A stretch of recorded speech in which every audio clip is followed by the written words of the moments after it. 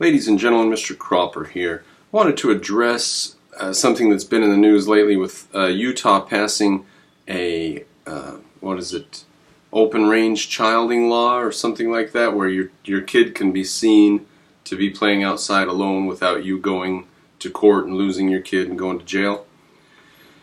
And so I was reading this book about two worlds of childhood, U.S. and USSR, by Uri Bronfenbrenner, and it's published 67 or something like that, 1970, published pocket edition 73.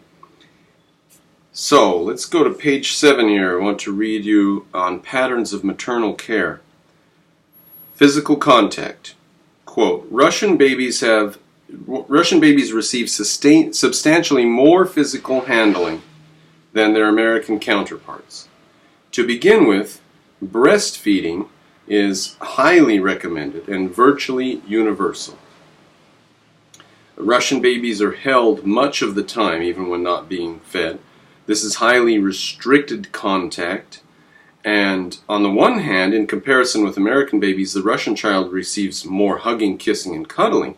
On the other hand, the infant is held more tightly and given little opportunity for freedom of movement or initiative.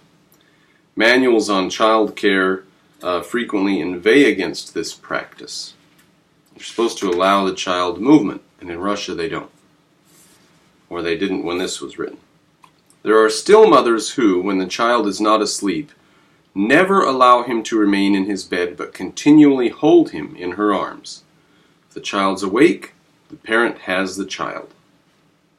They even cook holding the child with the left arm. Such a position is very harmful to the child since it leads to curvature of the spine. So you're supposed to let go of the child, put him down, and let him be on his own. It says American stuff. The Soviets hold the child at all times. Solicitousness. The mobility and initiative of the Soviet child are further limited by a concerted effort to protect him from discomfort, illness, and injury. Now this reminds me of helicopter parents. There is much concern about keeping him warm. Drafts are regarded as especially dangerous. Once the child begins to crawl or walk, there is worry lest he hurt himself or wander into dangerous territory. For example, children in the park are expected to keep in the immediate vicinity of the accompanying adult. And when our youngsters, so this is an American who lived in Moscow, when our youngsters aged 9 and 4 would run about the paths, even within our view, kindly citizens of all ages would bring them back by the hand, often with a reproachful word about our lack of proper concern for our children's welfare. Helicopter parenting in Soviet Russia 50 years ago. So, what are we going to do in a society where every single person feels that they need to be held by the hand and protected every minute of every day? What are we going to do?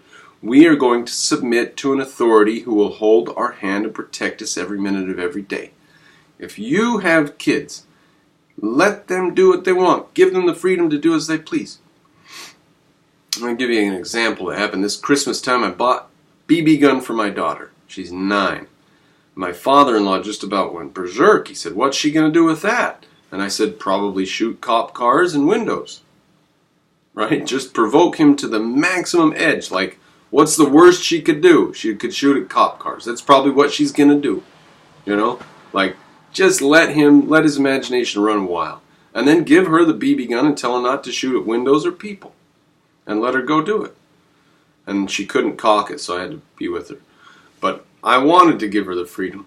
I tried, and she will eventually. She'll be old enough she can cock it, and then she can go out and bird hunt her on her own. Give them the freedom. And then there's a bicycle. Somebody's upset because the bicycle's over there and she's either got to put the bicycle away or ride it. I said, leave her alone. Come on. There's such an attitude today of control the kids and watch them and make sure every minute that they're safe or not doing something wrong or whatever. I said, well, what if she does something wrong? Then she'll she'll live to regret it. She'll learn. So what? Who cares? And now, if you aren't sure where to be on this helicopter parenting thing, how safe should you keep your kids? Well, do you want to be like the Soviets?